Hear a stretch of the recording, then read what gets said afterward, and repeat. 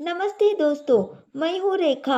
आज लेकर आई हूँ एक बड़ी सुंदर कहानी जो आपको जीवन में जीने की कला सिखाने वाली है। एक शिकारी एक शेर का पीछा कर रहा था। वह शेरनी गर्भवती थी। जब वह अपनी जान बचाकर दौड़ते हुए छलांग लगा रही थी, तो उस वक्त उसके बच्चे का जन्म हुआ और वहां पर नीचे गिर गया।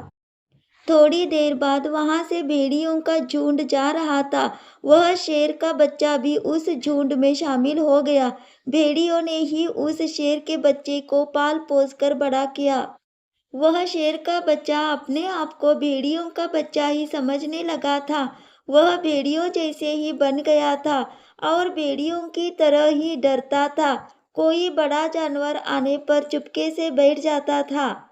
एक दिन शेरों के झुंड ने उस भेड़ों के झुंड पर हमला कर दिया। सारी भेड़िया भाग कर चले गए। यह बेचारा भागना भी नहीं सीखा था, तो फिर उधर ही रह गया। एक बूढ़े शेर ने जैसे ही उस शेर के बच्चे को देखा और उसकी तरफ आ गया, तब वह शेर का बच्चा डरते हुए कहने लगा कि मुझे छोड़ दो, मुझे छोड़ दो, मुझे मत खाओ, मेरे साथी सारे चले गए।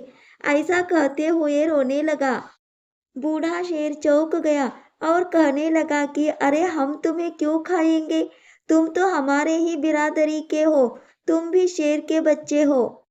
शेर का बच्चा कहने लगा कि नहीं नहीं, मैं तो भेड़ हूँ। मेरे दोस्त सारे भेड़ ही है।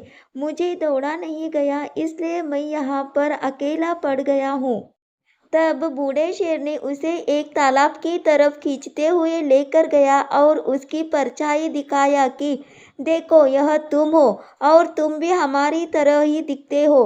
तुम भी एक शेर के ही बच्चे हो। इस तरह कहने लगा। तुम भी हमारी तरह धाड़ सकते हो, हमारी तरह जी सकते हो, कहकर एक बड़ी सी धाड़ मारी। यह देखकर शेर के बच्चे ने भी उसकी तरह धाड़ लगाया तो जंगल के सारे पशु पक्षी खामोश हो गए। इस कहानी को सुनाने का मकसद यह है कि आप भी दहाड़ सकते हैं, यानी कि आप भी उन्हीं लोगों में से हैं जो मंजिल तक पहुंच सके हैं। जो लोग सब कुछ हासिल कर चुके हैं, सुपरस्टार बन चुके हैं, बड़े बड़े बिजनेसमैन बन चुके हैं, अच्छी जिंदगी जी रहे हैं, हम भी उन्हीं में से हैं। हम भी उन्हीं लोगों में से हैं। हम भी मनुष्य हैं। हम भी सब कुछ कर सकते हैं, लेकिन हमें अपनी शक्तियों को जानना जरूरी है। हमारे पास भी वही शक्तियाँ हैं जो बड़े बड़े लोगों के पास है, लेकिन हम उन शक्तियों को जानते नहीं हैं। हमें उन शक्तियों को जानना चाहिए। हमारे भीतर की शक्तियों को हमें जानना चाहिए और उसका ठीक तरह से इस्तेमाल कर लेना चाहिए। दोस्तों, आपको यह कहानी कैसी लगी?